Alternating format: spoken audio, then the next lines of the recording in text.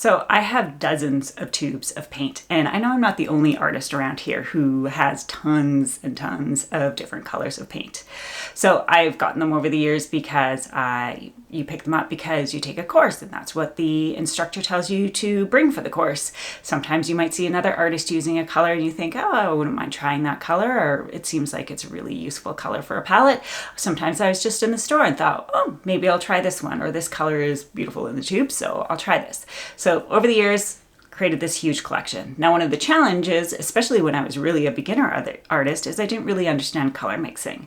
So I started this YouTube channel so that I would kind of have an incentive to really test out specific colors of paint and how they mix with other colors. That's led me to really learn how different undertones of a specific hue really mix with other colors. And it's really, I've learned a ton through this channel, and I've been trying to share that with you. Now, recently, I did a color wheel. And now there's tons of different types of color wheels, but this particular color wheel has probably been my greatest single leap forward in my understanding of the colors that I own. And that is taking all of the colors that I own and plotting them onto a color wheel. And that's actually what is right behind me. Where is it? Right this way.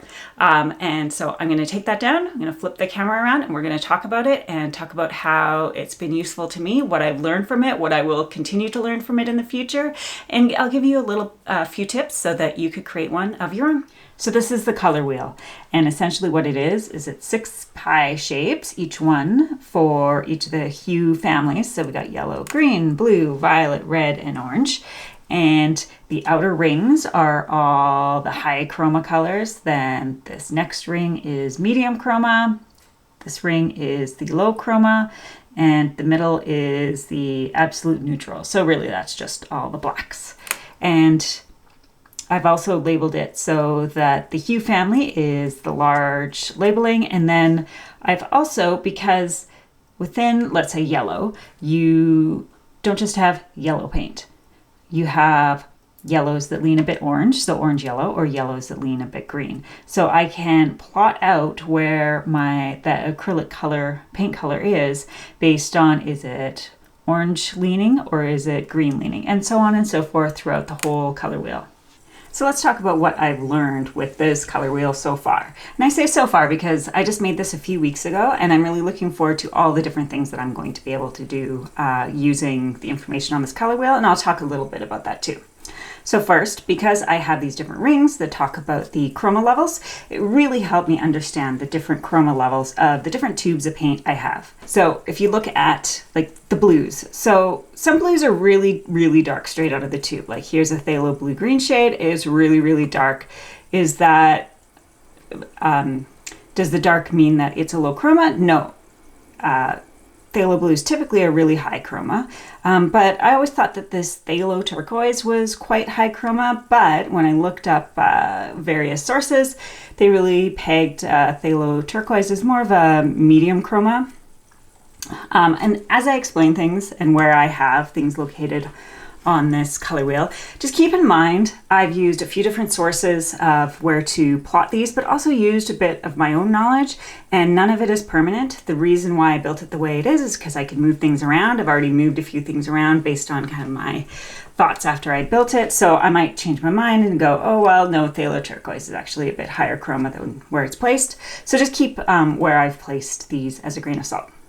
Some tubes of paint are kind of obvious, like a lot of yellows are high chroma, whereas a yellow ochre, which is down here somewhere, that is generally low chroma. So those were a little bit more obvious. Another note that I would say I'm in the learning process of, and kind of emphasizes the point of some things might move. This green gold, when I first was putting it on here, I think I put it down here. I think this little pinhole is where it was, and it was a green yellow. But after doing some research, a lot of different sources pointed green gold is actually a low chroma yellow, so more central. So that's where it is right now, but I might move it. We'll see. Another thing that I learned with this color wheel is what colors are basically the same. Now, some I would say are pretty obvious, or at least were obvious to me. Like I knew these two yellows were very, very similar. But I had kept buying all these. I can't even tell what all the labels are in here. I think there's a red oxide, there's azo gold, there's quin nickel azo gold, there's another one in there as well. Those four, practically the same, at least straight out of the tube.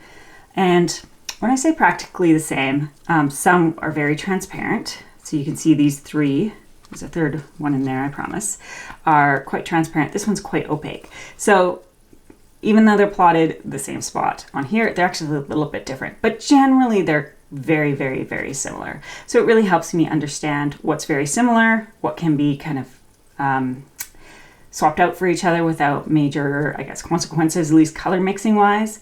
So it really helps with that. You know, I have over here a couple different types of blues that are very, very similar. Again, they might not be exactly the same when I go to color mix, but they're going to be quite similar and could be easy to swap out. It also helps me understand, okay, straight out of the tube, hue family wise and chroma wise, they're very, very similar. But I've done later experiments with these four colors and discovered a couple of them have significant hue drift once you add white. Hue drift means it almost changes the color family. So in this case, I think it's the, can't remember quite off the top of my head, I think it's the azogold and quin nickel azogold. As you add white, it actually becomes a little more, like it almost comes around to this side. So it ends up being more in the kind of orangey yellow family. So the things you learn with this aren't necessarily the only things you'll learn about the colors, but it is one piece of the puzzle. And I really hope that it'll help me stop buying so many tubes of paint, because I will know that, oh, if I run out of, CAD-free yellow medium, no big deal. I can just swap it out for the Handsome medium yellow, because they're very, very similar. They're not exactly the same, but they're very, very similar. One thing that I'll be able to use this as a tool for the future is helping me decide what colors I'm going to use to experiment with different color schemes. So I've done a video in the past of a complementary color scheme using a blue and an orange to be able to paint a painting. There are tons of different color schemes. I'll explore more in the future on this channel, but this will really help me, decide which analogous colors that I want to use, which triadic colors that I want to use. I don't want to get into depth of what that all means, because I'll do that in a separate video.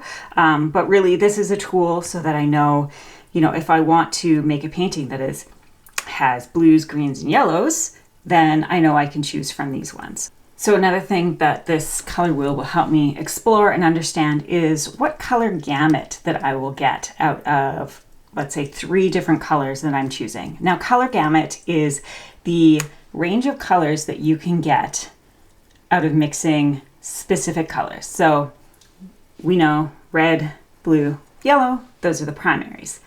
And you mix red and yellow together, you can get orange, but that doesn't mean you can get any orange. So let's say you took this yellow or CAD-free yellow light, and you took azogold. Now, this is kind of an orangey red.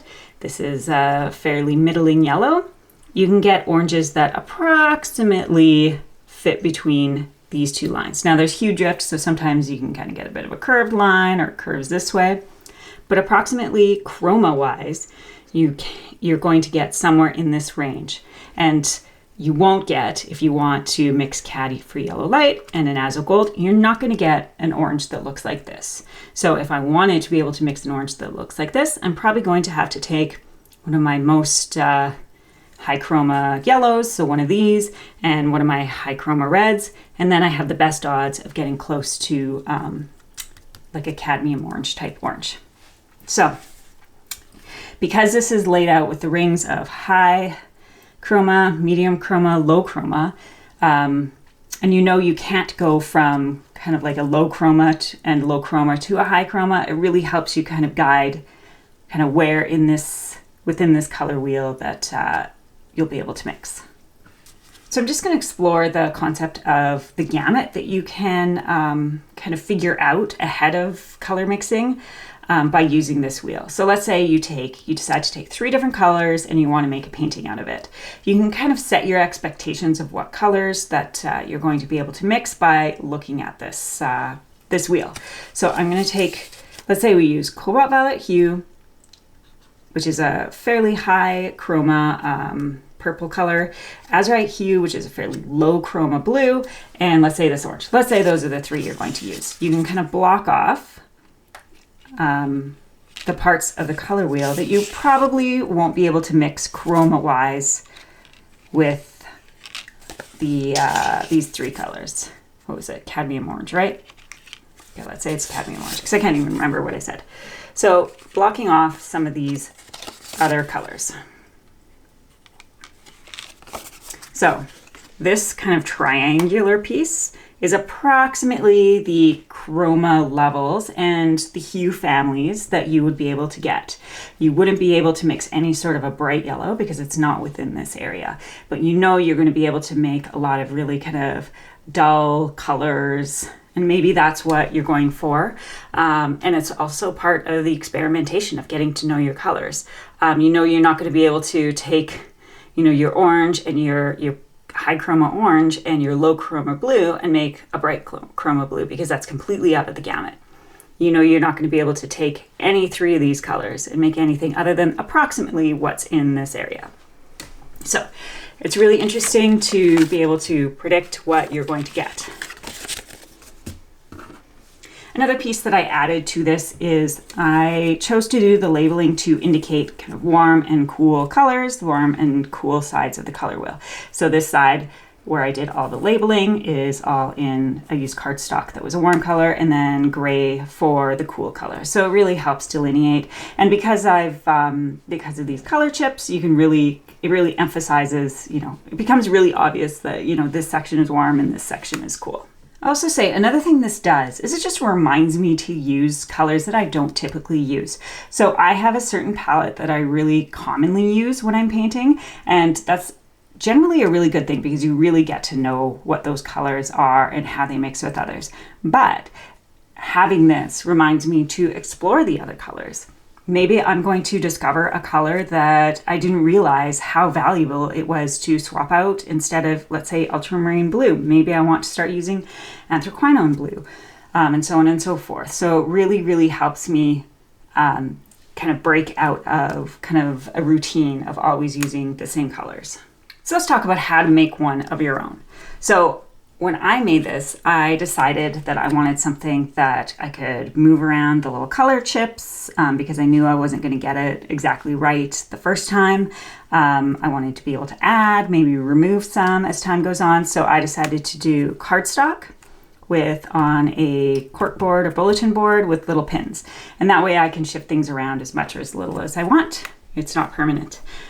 So I would suggest if you're going to do something similar with cardstock and a bulletin board, the cardstock, use something fairly neutral. I used what I had, and I also looked in the store to see if I could find anything that was like a really good light neutral gray, and I couldn't really find that, so I just went with this this kind of neutral beige color as the background. You don't want to use something super bright because you don't want to take away from the colors in the color chips. I made the wheel part, so all these lines and circles, this dartboard type background, I made that on the Cricut, so I just kind of eyeballed it within the Cricut system. I made a 6-piece pie, and then I added the circles in the middle. And then I had the Cricut cut out the big circle and then used the pen in the Cricut system to draw out all of the little pieces, or draw out the little sections. And then all these on the outside, again, I just use the Cricut to make the big oval that is the color family. So this is the green piece of pie. And then I put kind of the yellow-green labeling for the yellowish leaning greens. And then the blue-green label for the blue leaning greens, so that I can have one pie for green, but really can help indicate, is it more of a yellow-green or more of a blue-green? And then to make these color chips, again, I used my Cricut because I have it, and I just took a little circle and a little rectangle and fused them together and then had them cut it out. And then when I actually painted the color chips on, I wrote the name just using a fine liner, the smallest fine liner that I had, and then just painted just pure tube color straight onto it. I didn't mix anything to make any of these color chips. Now, you don't have to tag them with the name. You can just do the circle. You can write, you can make the circle a bit bigger and write the color on the back, whatever you want. You don't have to use a cork board. You don't have to use cardstock. You could just paint a neutral gray. You could plot it out using a protractor. You can have more or less lines. It depends how you want to grid it out. I decided just to do the pie pieces. So there's just 6 pie pieces. I've heard of people who do basically 18 lines. So each one of these has their own line. And then you plot it exactly on the line, but I wanted mine to be a little bit looser. So however you want to kind of lay it out. I decided that I would do 4 levels of chroma. Sometimes people I've seen only do 3, but I wanted to put the blacks in the middle to show kind of which way they lean. Now blacks tend to be bluer, but I wanted to kind of say, you know, if it was a warmer black or a cooler black. So that's kind of how I did the middle. I did not put white on this because there's only a couple of whites. They tend to lean, you know, I think titanium white is just a hint blue, whereas zinc white is a touch warmer, but I didn't put it on here because I just didn't feel like it added any value to my knowledge of them. I also didn't include any colors that were the same name but from different companies. Sometimes those are a little bit of a different hue, or they might be a little bit of a different chroma, but I didn't do any of that in this particular color wheel. You could if you wanted to. I did include some of my metallics. I have a couple of golds on here. I have this micaceous iron oxide, so I have that on there because I thought it leans a little bit purple. But it's your choice if you want to add those sorts of colors on here as well, or if you just want to go with kind of the more traditional type of paints. Now for the fun part, but also the kind of the challenging part, and that's actually putting the colors where they belong. So once everything's all dry and you have your kind of background and your labeling all set up, you take all these little color chips and you kind of estimate where they are. So I used some sources. So I just went through all my art books to see if they had some sort of similar color wheel. If they plotted it out maybe on a color wheel, or maybe they just listed it as, you know, your violet leaning blues are these and your green leaning blues are these. So I used all sorts of sources to help place them onto their spot. Some books, they talk about like low chroma versus high chroma color. So I'd use that as a source. I, you know, just Googled to see what other people had done. I looked at some of the paint manufacturers' websites. I think Golden in particular talks a lot about some of the information about their colors that helped build this. I also just use my knowledge. So some things don't match what other people have done, because I just don't think it works for what I've built. Green gold is the one that I always look at it and go, does it really make sense there? And I have moved it around a bit. We'll see where it lands in the future. But I do know, and the reason why it's there right now is that I know when you start mixing yellow and get it towards a neutral, it generally goes green. So I'm like, okay, well, it'll stay there for now, but we'll see in the future. And I'll also say, don't let perfect be the enemy of good. So you might not get it perfect. That's okay. This is all part of the learning process. The journey of learning about color and color theory never ends. That isn't a bad thing. It's just because there's so much to learn, and there's a lot of science behind it, but there's a lot of exceptions to the science, I would say. Like, you know, you take an orange and a blue and you mix them together. That doesn't mean you get a black in the middle, even though theoretically, if you mix 2 complementary colors, they'll make black. But they don't necessarily do that. You can get hue drift, so you can kind of start mixing things together and then they kind of swoop over a little bit. So it's really interesting how every little piece of this color theory journey of learning goes. And this is just another piece in that journey. And if you've used the corkboard and some pins or something else that is not 100% permanent, it's okay. You can just keep moving things around. And that's why I chose doing it this way. If you are very brave, maybe you really know your color, you can just paint these little circles right onto whatever surface that you're doing this on. I'm not that brave of a soul. I've got a lot to learn. So that's why mine is, I'll say, impermanent. But I think it's absolutely fantastic. This project is really fantastic if you're an intermediate artist, maybe even more advanced if you've never done this before. If you're a true beginner, it might be a little bit too difficult, or you might not gain the same value out of it as somebody who's a little bit further along. So once you start getting an understanding of color mixing, a typical color wheel, I'd say this is a really good step to then make a big leap in your understanding of color theory, but also in the tubes of paint that you actually own. And you don't need to go out and buy new tubes of paint for this. Use what you have. You can keep adding to it over time. You can remove some if you decide I'm never going to use this color again because I hate it, or maybe the manufacturer stops manufacturing it. That happens with tubes of paint sometime. So I highly recommend this. It's very, very useful. Hang it up in your studio.